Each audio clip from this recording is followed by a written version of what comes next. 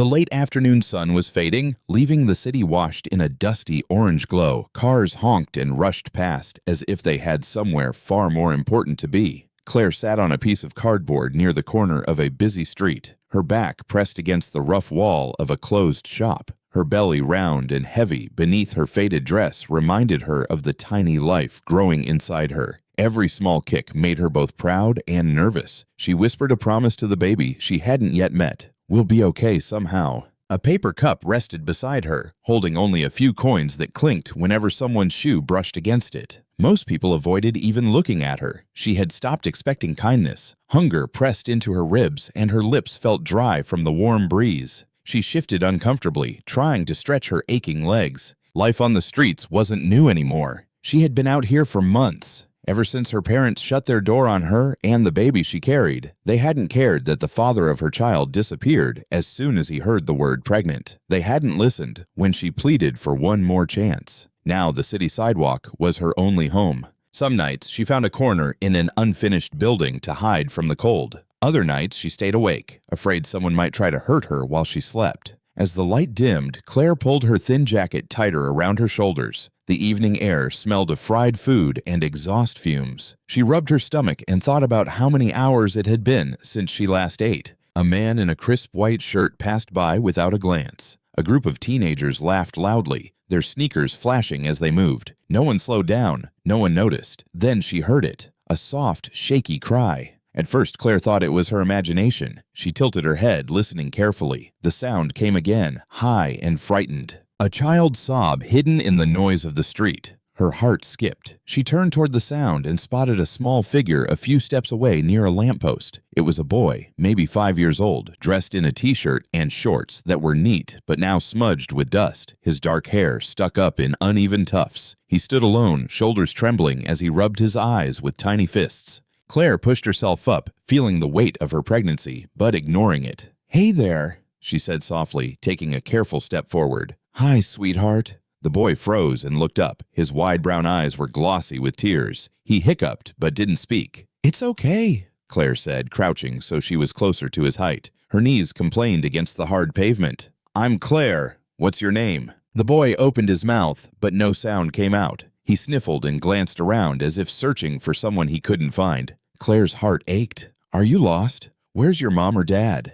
She scanned the street, hoping to see a frantic parent rushing toward them, but people kept walking by, some casting quick, uncomfortable glances before looking away. The boy shook his head, tears sliding down his cheeks. Claire offered a small smile meant to be calming. "It's okay, honey. You're safe with me." She extended her hand slowly, letting him see she meant no harm. "Come sit with me for a bit. We'll figure this out." He hesitated, then nodded ever so slightly. Claire guided him back to the spot where she had been sitting. They lowered themselves to the curb together. She could feel how tense he was, his small shoulders stiff as stone. Her own stomach rumbled, a cruel reminder of how little she had eaten. She thought of the single crumpled bill in her pocket, the last of the money she'd collected that day. It was supposed to buy her dinner, maybe a small loaf of bread, but the boy's thin arms and frightened eyes left no room for hesitation. "Wait here." "Okay, don't move," she said. "I'm just crossing the street to get you something to eat." The boy's gaze followed her, uncertain, but he stayed put. Claire hurried to a small food stand nearby. The smell of warm rice and beans drifted through the air. "I'm sorry."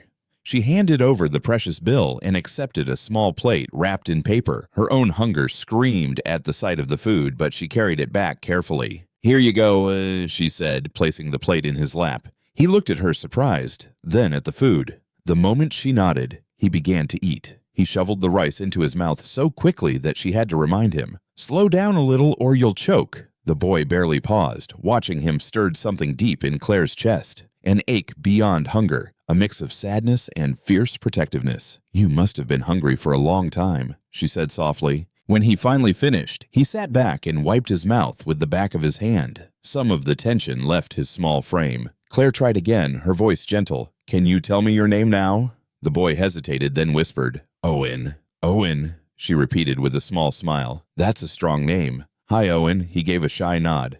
"Do you remember where your mom or dad are?" she asked. Owen's eyes filled again, and he shook his head quickly. "It's okay," Claire said, reaching out to lightly pat his shoulder. "Don't worry, we'll find them." The sky was turning purple at the edges, the first stars trying to shine through the city lights. Claire knew she had to think fast. She couldn't leave a 5-year-old alone, but she also couldn't keep him with her forever.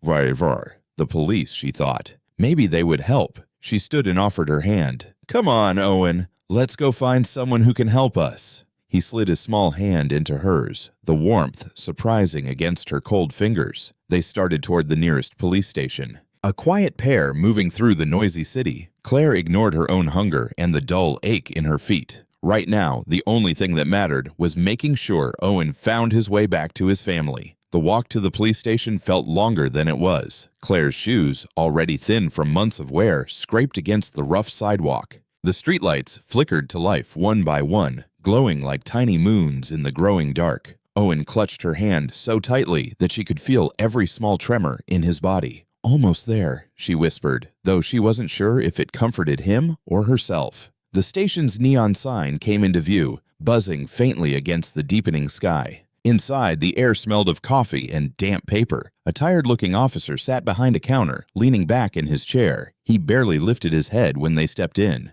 "Excuse me," Claire said, trying to sound calm and respectful. "This boy is lost. I found him on Market Street. I think he's been missing for a while." The officer finally glanced up. His eyes moved from Claire's swollen belly to her frayed jacket and scuffed shoes, then to Owen, whose cheeks were still streaked with dried tears. The look he gave them made Claire's stomach knot. "Aha," he said flatly. "Where did you pick him up?" "I just told you on Market Street," she repeated. "He doesn't know where his parents are." "Please, can you help us find them?" The officer leaned back in his chair, arms crossed. "Lady, we get people like you every week. Homeless women show up with kids, say they're lost, and hope we'll give them a hot meal and a place to sleep. I'm not buying it." Claire blinked, stunned. "I'm not lying. I don't even know him. I just found him alone and crying." "Sure you did," he said with a dry laugh. "Look, social services is closed for the night." Claire's heart pounded. "I'm not playing games. Please, his family must be looking for him."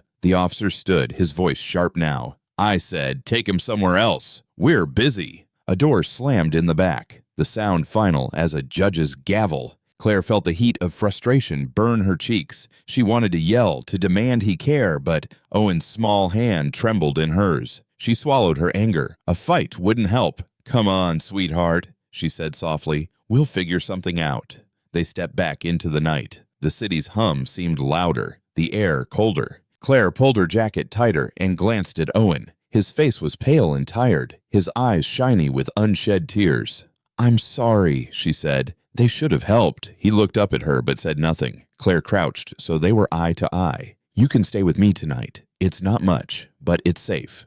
Tomorrow we'll try again." Owen nodded once as if trusting her completely. The streets grew quieter as they walked. Shop windows were dark, and the smell of fresh bread from a bakery faded into the heavy night. Claire led Owen to the edge of the city, where an unfinished building stood like a giant skeleton. Concrete walls rose without windows, and rusty rods poked from the ground like old spears. "This is where I stay," she said softly. "It isn't pretty, but it keeps the rain out." Inside, moonlight spilled through gaps in the roof. Claire spread her thin blanket on the dry corner she usually claimed. She set her small bag down and dug out the last piece of bread she had been saving. It was hard around the edges, but Owen's eyes brightened. "Here," she said, handing it to him. "Eat it slowly." He broke the bread carefully, as though afraid it might disappear, and ate in quiet bites. Claire watched, her own stomach tightening with hunger, but she felt oddly full, just seeing him eat. When he was done, she brushed crumbs from his small hands. "Do you want to tell me anything about your home?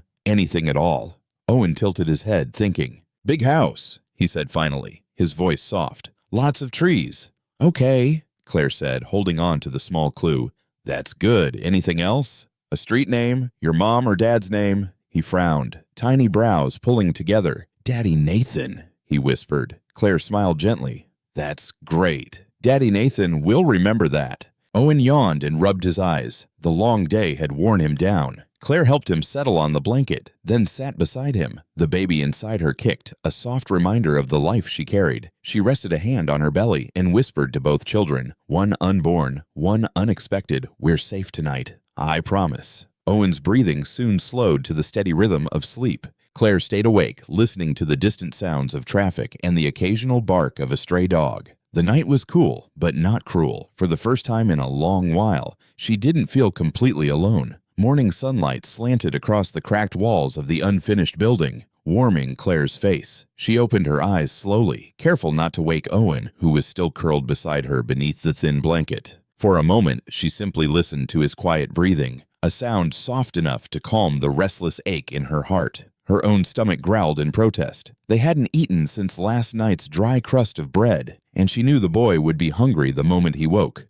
Claire checked the small paper cup she used to collect spare change when she begged on the streets. Inside lay a handful of coins, strangers' tiny acts of kindness from the day before. It wasn't much, but it was something. She slipped the coins into her pocket and gently shook Owen's shoulder. "Good morning, buddy," she whispered. "Let's find some breakfast." Owen rubbed his eyes, blinking up at the pale morning light. "Food?" he asked in a sleepy voice. Claire smiled. "Yes, food." They left the shelter of the cold concrete walls and walked toward the bustling market street. The city was already awake, vendors shouting, buses honking, the air full of the smell of fried dough and roasted peanuts. Claire's stomach rumbled again as she approached a small food stall where a woman flipped steaming bean cakes on a hot pan. With a shy smile, Claire held out her coins. "How much can we get for this?" The woman counted the coins and gave her 2 warm bean cakes wrapped in paper. Claire thanked her and handed one to Owen. The boy took a cautious bite, then smiled, his eyes lighting up. Seeing his face brighten filled Claire with a quiet pride. At least she could give him this small comfort. After they ate, Claire led Owen back to the busy corner where she had found him yesterday. She chose the same spot near the lamppost, hoping that someone searching for a lost child might think to look here. They sat on the curb together as the morning traffic thickened.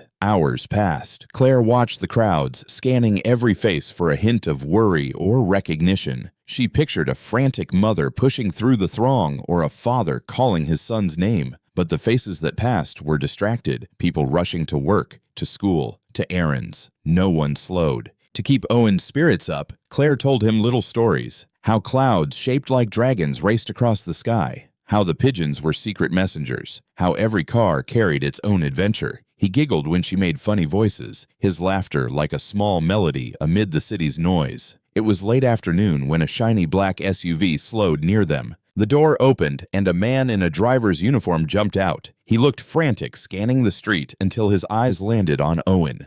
"Owen!" the man shouted. Owen's head snapped up. "That's my name," he whispered, hope lighting his face. The driver hurried over. "Where have you been, young master?" "We've been searching everywhere." Claire stepped between them. "Do you know this boy?" "Yes, ma'am," the driver said quickly. "He's my boss's son. He went missing yesterday. We've been searching all night." Claire studied his worried face. She wanted to believe him, but caution held her back. "If you're telling the truth, I'm coming with you," she said firmly. "Of course," he said, relief flooding his voice. "Please, his father will be so thankful." Claire held Owen's hand as they climbed into the SUV. The soft seats felt strange after weeks of cold concrete. Owen leaned against her, already more relaxed. Claire kept her eyes on the window as the city scenery changed. Stores and crowded sidewalks gave way to wide streets lined with trees and tall gates. Finally, they turned into a grand driveway that curved toward a mansion with glowing windows. Claire's breath caught. The house looked like something from a movie. The driver called ahead, and by the time they reached the entrance, a tall man in his early 30s stood waiting on the steps. He was handsome, with sharp features and warm brown eyes that searched for his child. The moment the car stopped, Owen leaped out. "Daddy!" he cried, running straight into the man's arms. The man knelt, hugging his son tight. "Owen, thank God," he whispered. Claire stayed by the car, suddenly shy. The driver explained quickly how Claire had found the boy and cared for him. The tall man stepped forward and offered a grateful smile. "I'm Nathan," he said. "I can't thank you enough for bringing my son back to me." Claire nodded, her heart still racing. "I'm just glad he's safe," she said softly. The mansion smelled faintly of fresh bread and polished wood. Claire followed Nathan and Owen through a wide hallway lined with tall windows. Sunlight spilled across the marble floor, so bright she had to blink. Her worn shoes squeaked with every step, and she wished for a moment that she looked different, cleaner, less like someone who had slept on cold concrete the night before. "Come in," Nathan said with a gentle smile. "You must be hungry." Claire hesitated at the threshold of a grand dining room. A table as long as a small car gleamed under a chandelier of crystal and gold. Plates and glasses sparkled. The smell of roasted chicken and herbs made her stomach twist with both hunger and nerves. I don't want to intrude," she said softly. "You saved my son," Nathan replied. "You could never be an intruder here." He pulled out a chair for her, and his kindness left her with nothing to say. Owen climbed into the seat beside her, swinging his small legs under the chair. "Daddy, can Claire sit next to me forever?" he asked, eyes bright. Nathan laughed, a deep, warm sound that filled the room. "Let's start with lunch today," he said. "Then we'll see." A housekeeper brought steaming bowls of soup and warm bread. Claire murmured a shy thank you. It had been weeks since she'd eaten food that wasn't from a corner shop. She tried to eat slowly, but each bite felt like the best she'd ever tasted. Nathan watched her with quiet interest. "You don't have to answer," he said, "but I'd like to know how you ended up on that street with my son. You seem too young and too strong to be out there alone." Claire lowered her spoon and clasped her hands in her lap. For a moment, she thought about hiding the truth, but something in Nathan's calm gaze made her feel safe. "My parents asked me to leave when they found out I was pregnant," she began. Her voice trembled, but she pressed on. "My boyfriend didn't want the baby. He said it was all my problem. I tried staying with friends, but nobody had room for long. I've been on the streets for a few months now. Some days I get small jobs, washing windows, sweeping shops, but it's never enough for rent." Nathan's face tightened with quiet anger, though not at her. "And the baby's father? He just walked away." She nodded. "I haven't heard from him since."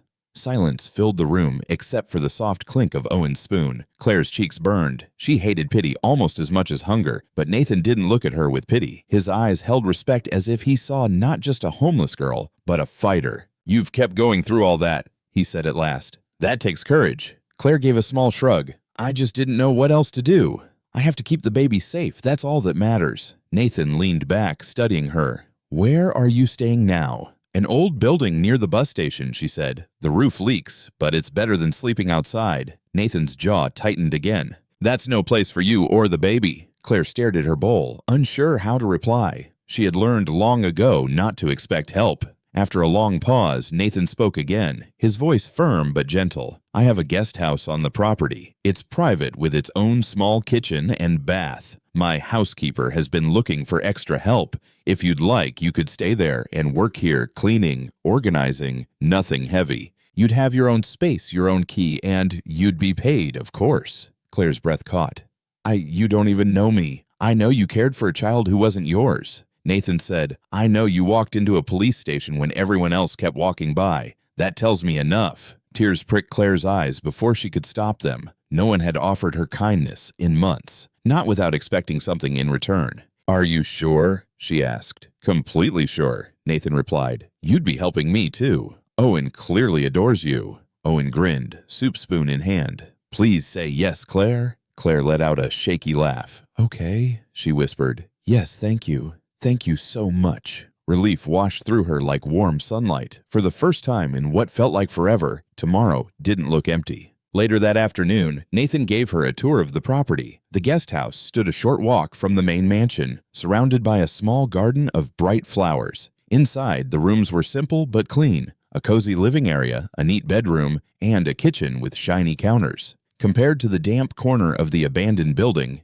it felt like a palace. "This will be yours," Nathan said, handing her a small silver key. "Take your time to settle in. If you need clothes or anything for the baby, we can arrange that." Claire ran her hand along the smooth wall, half afraid she was dreaming. "I don't know how to thank you," she said. "You already have," Nathan replied softly. "You kept Owen safe. That's more than I can ever repay." Owen darted into the guest house and jumped onto the couch, giggling. "Can I visit Claire every day?" "Every day?" Nathan said, smiling. Over the next week, Claire learned her new routine. She woke early to tidy the large house, dusting the grand staircase and wiping the long windows until they shone. The work was steady, but never harsh. She had her own quiet mornings in the guest house, making tea and feeling the baby kick while birds sang outside. Owen followed her everywhere he could. He helped carry towels and tried to sweep, though he mostly made small piles of dust in the wrong places. "You're my best friend," he told her one afternoon, beaming up at her with a toothy grin. The words filled Claire with unexpected warmth. She hadn't realized how lonely she had been until this small boy decided she mattered. Sometimes when Owen ran off to play, Nathan would pause to chat with her. He asked about her favorite books, the food she missed from home, and what she hoped for the baby's future. He listened carefully, never rushing her answers. Claire found herself smiling more than she had in months. One evening, as she left the main house, Nathan called after her. "Claire," he said, holding out a paper bag. Fresh bread, still warm. She accepted it with a grateful nod. "Thank you. You deserve it," he said simply. Walking back to the guest house with the warm loaf in her hands, Claire felt something new, a small, quiet hope.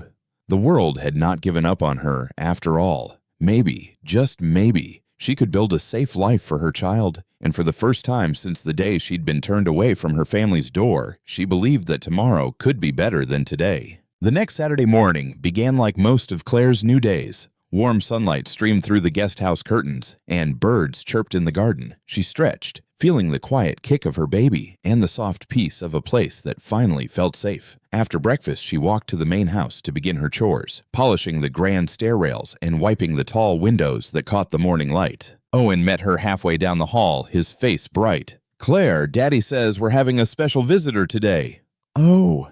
Claire knelt to tie his untied shoelace. "Who's coming?" He lowered his voice like it was a secret. "Vanessa, Daddy's almost wife." Claire smiled, though she felt a small tug of curiosity. Nathan had mentioned a fiancé once in a quiet way, but never with excitement. "That sounds nice," she said. "Will you help me keep the house tidy for her?" Owen grinned. Yes. By early afternoon, the sound of tires on gravel announced the visitor. Through the tall front window, Claire saw a sleek silver sports car glide to a stop. A woman stepped out, tall and elegant, wearing a cream-colored dress that looked as if it had been made only for her. Her black hair shone in the sunlight, and large sunglasses hid most of her face. Everything about her seemed perfect and expensive. Nathan opened the door, smiling politely. "Vanessa," he said. She removed her glasses and kissed his cheek. "Nathan," she replied in a voice smooth as silk but cool as marble. Her eyes shifted quickly to Claire, who stood near the staircase,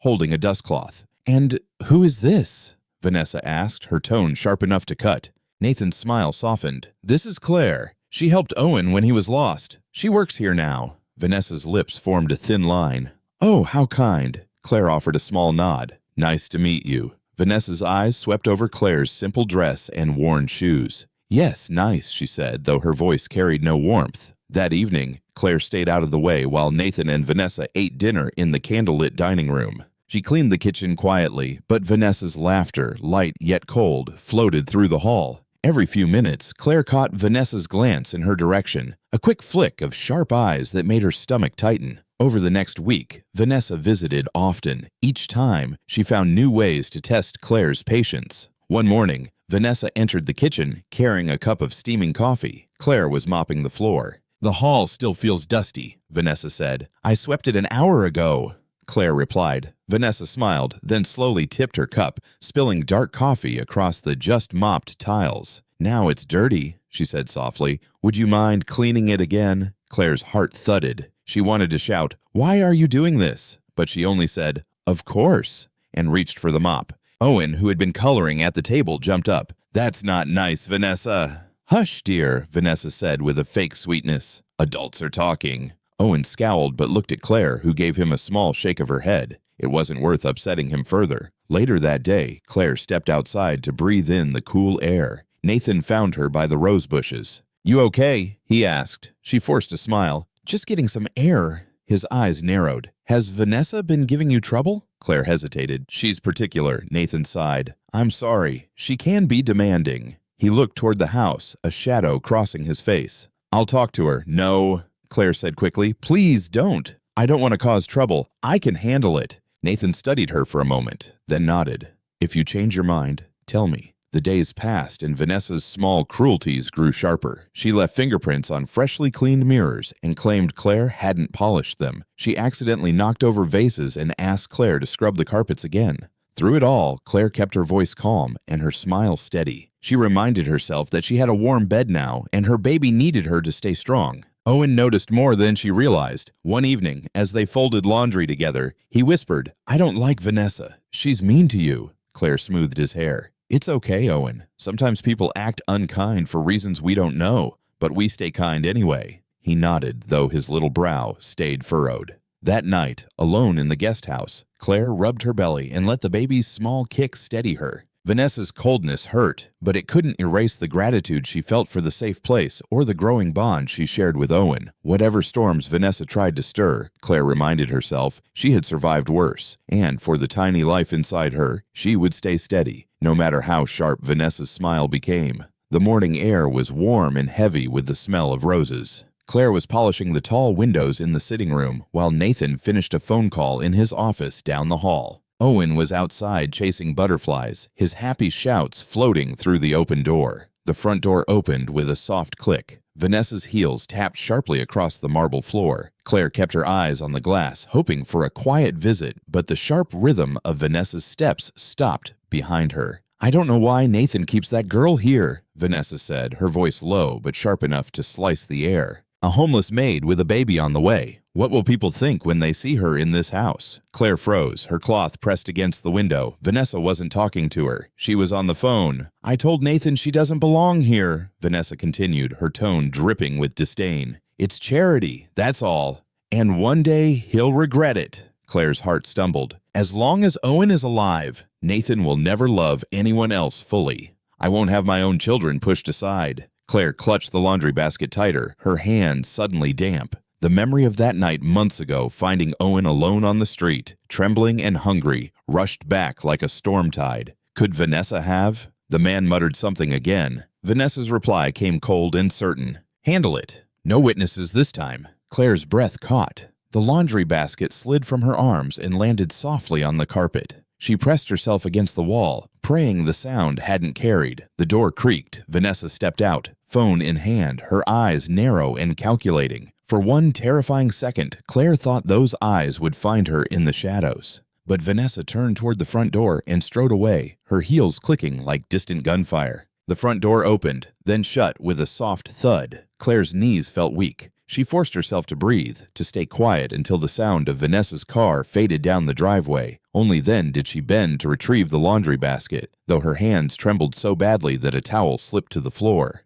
In her guest house later, Claire paced the small living room, heart racing. She couldn't have meant what it sounded like. She told herself, maybe she had misunderstood. Maybe Vanessa's words were only angry nonsense. But deep down, she knew the truth. The night she found Owen wasn't random. Someone had wanted him gone, and Vanessa had just confirmed it. Claire wrapped her arms around her stomach. The baby kicked softly as if sensing her fear. She thought of Owen's bright eyes, the way he laughed when she read him stories. The idea of anyone harming him made her feel cold all over. She knew she should tell Nathan, but would he believe her? Vanessa was his fiancée, a woman he had once loved enough to promise marriage. And Claire was, well, a homeless girl with a growing belly and no proof. Still, silence wasn't an option. Owen's life could depend on her courage. Nathan was still awake when Claire knocked on the study door. He looked up from a stack of papers, surprised. "Claire, is something wrong?" She stepped inside, her voice shaking. "I need to tell you something. It's about Vanessa." Nathan set down his pen immediately. "Go on." She took a deep breath and told him everything. The phone call, the words she'd overheard, the icy certainty in Vanessa's voice. She repeated the phrases as clearly as she could, her heart pounding with every syllable. When she finished, silence stretched between them. The only sound was the soft hum of the desk lamp. Nathan's face hardened. "You're sure of what you heard?" "I swear," Claire said. "I wouldn't lie about this." He leaned back, eyes dark with thought. "I believe you," he said at last, his voice low but firm. "It explains so much. The night Owen went missing, the way she's been acting. I've had doubts, but this," he shook his head, "this is different." Relief and fear washed over Claire at once. "What will you do?" "I'll protect my son," Nathan said simply. First thing the next morning, Nathan acted with quiet urgency. He called a trusted private investigator named Mr. Reed and explained the situation in a low, steady voice. Reed agreed to review the mansion's security footage and any other evidence. Owen sensed the tension, clinging to Claire's side. She spent the day keeping him occupied, reading books, building block castles, while Nathan met with Reed in his study. By late afternoon, Reed returned with a small drive of files and a grave expression. Nathan invited Claire to join them. Together, they watched the security footage from the night Owen went missing. The images were grainy but clear enough. They showed Owen playing in the garden as dusk fell, a small ball rolling toward the side gate. Moments later, Vanessa appeared, speaking quickly to a man in a dark jacket. The man opened the gate. Owen, following his ball, wandered outside. Vanessa looked back once, her face cold before slipping away into the house.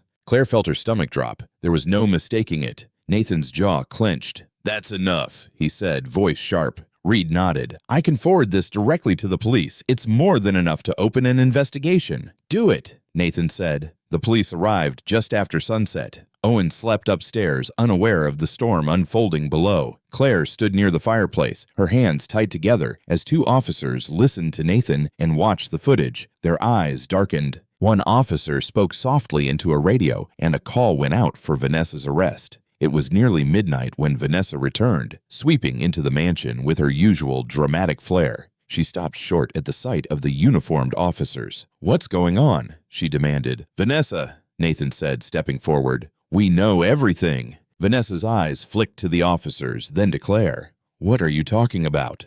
"The night Owen went missing," Nathan said evenly. "The cameras recorded you. You opened the gate. You let someone lure him away." Her face went pale, then flushed red. "That's ridiculous. You can't prove."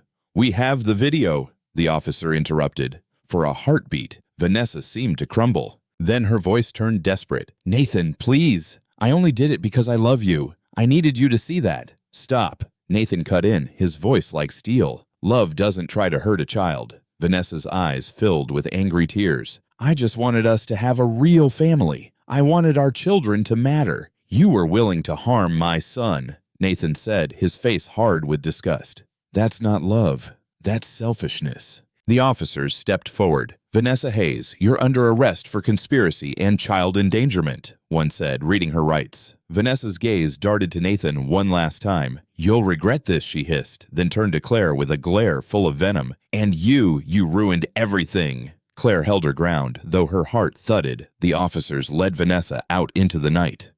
The door closed behind them with a heavy finality. The mansion felt strangely quiet after they left. Nathan stood motionless for a moment, then released a long breath. "It's over," he said softly. Claire stepped closer. "I'm so sorry," she said. "Don't be." He turned toward her, eyes warm despite the tension in his shoulders. "You saved Owen again." Claire shook her head. "I just did what anyone would." "No," Nathan said gently. "Not everyone would have listened. Not everyone would have spoken up." He paused. "You have more courage than anyone I know." His words warmed her more than she expected. They moved together to check on Owen, who slept peacefully, unaware of the danger that had passed. In the days that followed, the mansion felt lighter, as if a heavy curtain had been pulled away. The tension that once filled the halls dissolved. Laughter became common. Soft piano melodies drifted down the staircase in the evenings when Nathan played to calm his thoughts. Claire spent quiet mornings tending the garden, a habit she had always loved but never had time or freedom to enjoy.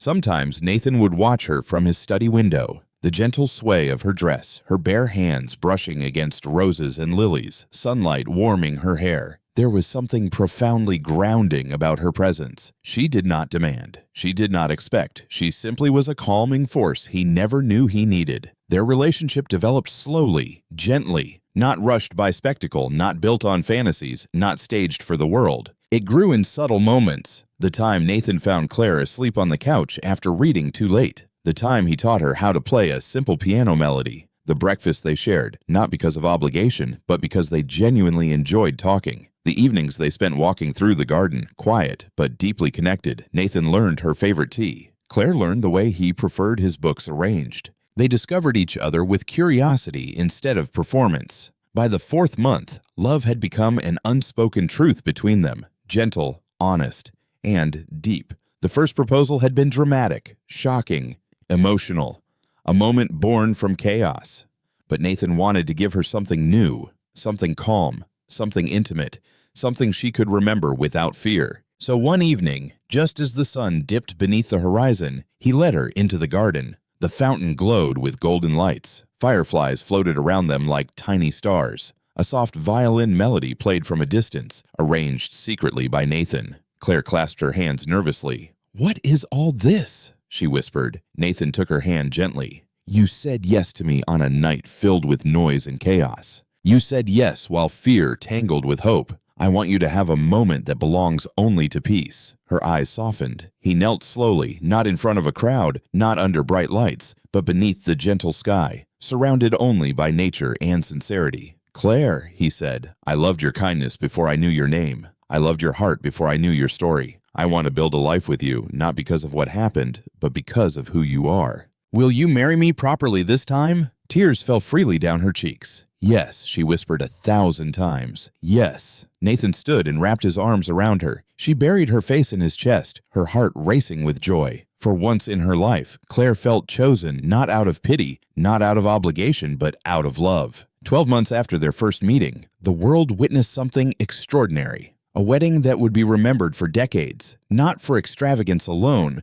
but for the story behind it. The ceremony took place on the grounds of Nathan's largest estate, a sprawling property overlooking the ocean. The aisles stretched between rows of towering white roses. Silk drapery flowed from archways. Crystal chandeliers hung from an open-air canopy, catching sunlight and scattering it like diamonds. Journalists, celebrities, business magnates, and dignitaries filled the guest list. Not because Nathan sought attention, but because the world could not ignore a love story formed from truth and courage. But the center of it all was Claire. She stepped into the ceremony in a breathtaking gown of ivory silk, the delicate lace shimmering as she walked. Her hair was pinned elegantly, adorned with pearls and soft curls. She carried a bouquet of white lilies. Simple, beautiful, authentic, much like herself. Guests gasped softly as she passed. "She looks like an angel. Unbelievable grace. A true queen."